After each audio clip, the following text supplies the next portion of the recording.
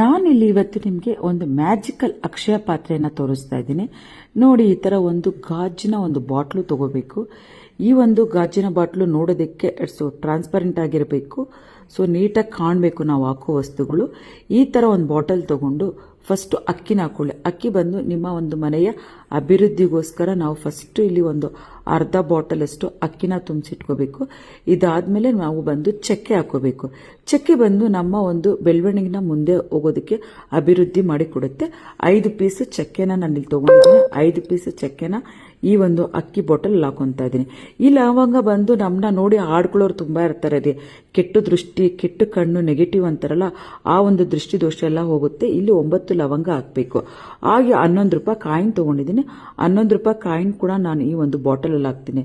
So ನೋಡಿ, ಇದು ಬಂದು ಈ ಒಂದು ಪಲಾವ್ ಎಲೆ ಬಂದು ನಿಮ್ಮ ಒಂದು ಲಕ್ಷ್ಮಿ ಆಕರ್ಷಣೆಗೋಸ್ಕರ 2 ಪೀಸು ಪಲಾವ್ ಎಲೆನ ಇದಕ್ಕೆ ಹಾಕಬೇಕು. ಹಾಕ್ಬಿಟ್ಟು 3 ಪೀಸು ಏಲಕ್ಕಿ ಹಾಕಿ, ಈ ಬಂದು ಲಕ್ಷ್ಮಿ ಸತತವಾಗಿ ಉಳಿಲಿ ನಮ್ಮ ಮನೆಯಲ್ಲೇ ಅನ್ನೋದಕ್ಕೋಸ್ಕರ ಇದನ್ನೆಲ್ಲ ಹಾಕಿ ಈ ಒಂದು ಅಕ್ಷಯ ಪಾತ್ರೆನ ನೀಟಾಗಿ ಒಂದು ಬಾಟಲ್ನ ಮುಚ್ಚಿ ಇದನ್ನ ಬಂದು 9 ಶುಕ್ರವಾರ ಈ ತರ ಮಾಡಿ ಇದನ್ನ ತಗೊಂಡೋಗಿ ಕ್ಯಾಸ್ ಬಾಕ್ಸ್ ಅಲ್ಲಿ ಇಟ್ಟು ಪೂಜೆ ಮಾಡ್ಬೇಕು ನೀವು. ಸೊ ನೋಡಿ, ನಾನು ತಗೊಂಡೋಗಿ ಕ್ಯಾಸ್ ಬಾಕ್ಸ್ ಅಲ್ಲಿ ಇಡ್ತಾ ಇದ್ದೀನಿ.